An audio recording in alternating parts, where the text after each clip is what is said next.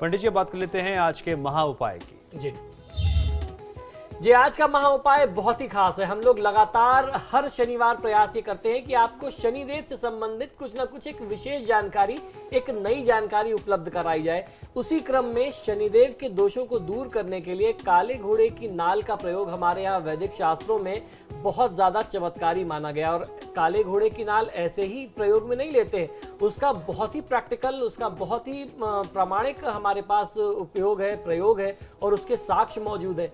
काले घोड़े की नाल का प्रयोग इसलिए करते हैं कि जब वो काले घोड़े के पैरों में लगी होती है और चलने से वो घर्षण से चार्ज होती है, और अगर उसके बाद कोई व्यक्ति उसको प्रयोग में लेता है तो सीधे तौर पर शनि ग्रह से जुड़ा हुआ जो भी दुष्प्रभाव है उनको बहुत अच्छा लाभ मिलता है। जिन व्यक्तियों की कुंडली में शनि की ढैया चल रही हो, शनिदेव की 7.5 हो, या शनि की महादशा, अंतरदशा, प्रत्यंतर दशा, कुछ ऐसा शनि की दशा से संबंधित कोई आपका समय काल चल रहा हो, उन व्यक्तियों के लिए शनिदेव का उपाय करना विशेष रूप से लाभकारी सिद्ध होता है। और उन उपायों में यदि आप काले घोड़े की नाल का प्रयोग करते हैं तो वो आपको बहुत अच्छा फायदा देता है। सामान्य स्थिति में भी घर के या व्यापारिक प्रतिष्ठान के मुख्य द्वार में किसी भी व्यक्ति को काले घोड़े की नाल लगाना नजर दोष से सुरक्षा देता है।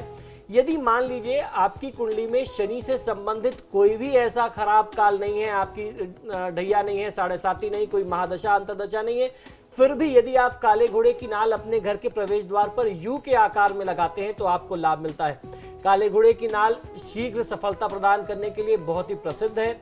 मोटर वाहन के सामने लगा करके आप उसे दोबारा एक बार प्रतिष्ठित कर सकते हैं, दोबारा एक बार चार्ज कर सकते हैं। आप अपनी कार में उसको लगा सकते हैं जिससे वो घर्षण से दोबारा चार्ज होगी और दुर्घटना की जो स्थिति बार बार होती है आप उसे भी दूर कर सकते हैं। काले घोड़े की नाल की अंगूठी बना करके धारण करने का प्रयोग शनि से प्रभावित लोगों के लिए बहुत प्रामाणिक माना गया और ये प्रयोग जो है अनादिकाल से चला आ रहा है। काले घोड़े की नाल की अंगूठी जो है वो नीच कर्मों से आपको बचाती है, आपको दूर रखती है।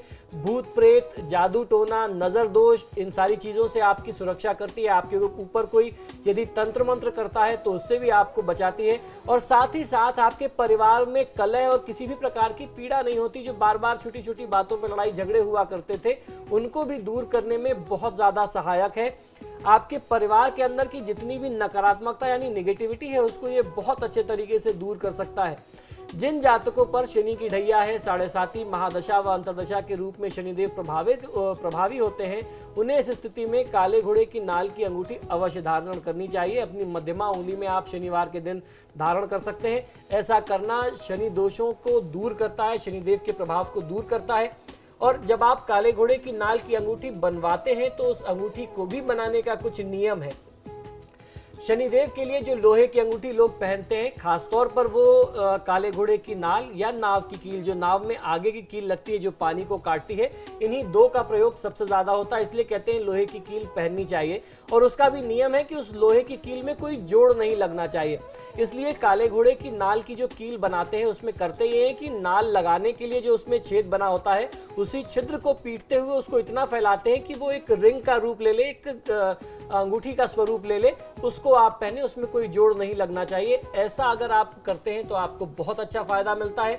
इस काले घोड़े की नाल से यानी हॉर्स शू से आप अपने शनिदेव से जुड़े हुए जितने भी दुष्प्रभाव है उन्हें बहुत आसान तरीके से नियंत्रित कर सकते हैं और दूर कर सकते हैं।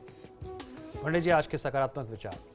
एक रहम जी का दुआ है, ऐसी वाणी बोलिए मन का अपना खोए। इस संदर्भ में ज्योतिष विज्ञान क्या कहता है और क्या समझना चाहिए? जी बिल्कुल, देखिए हम जो भी ज्योतिष से संबंधी उपाय करते हैं वो हम किसी भी व्यक्ति के लिए, मानव के या मनुष्य के विकास की बात करते हैं। जहाँ तक आपने मन के आपे होने की बात कही है तो हमारा ज्योतिष का जो प्रारूप है वो यही है कि किसी व्यक्ति का विकास इस तरीके से हो कि वो बहुत ही सात्विक विचार वाला हो, सद्गुणों से परिपूर्ण हो, कभी किसी से वो अपशब्द न करे, न बोले, न दुर्व्यवहार करे। तो किसी भी व्यक्ति को, जो धार्मिक व्यक्ति होगा, उसके अंदर ये सारे लक्षण स्वतः ही होंगे। वो कभी किसी से झूठ मूठ का कोई वाद विवाद नहीं करेगा, लालच प्रलोभन में नहीं पड़ेगा, वह किसी से कभी अनर्गल प्रलाप यानी झूठ मूठ की बातें करके लड़ाई झगड़े की स्थिति को उत्पन्न नहीं करेगा और बहुत ही सौम्य, बहुत ही सात्विक संस्कार वाला, सद्गुणों वाला होगा।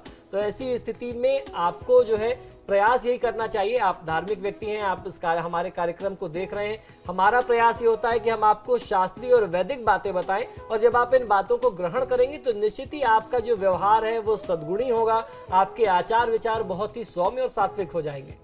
पंडित जी अब स्टूडियो में आए, आपने दर्शकों को इतनी जानकारी दी, उसके लिए आपका बहुत बहुत शुक्रिया। जी नमस्कार। और फिलहाल हमारी इस खास पेशकश में इतना ही। आप देखते रहिए समाचार प्लस।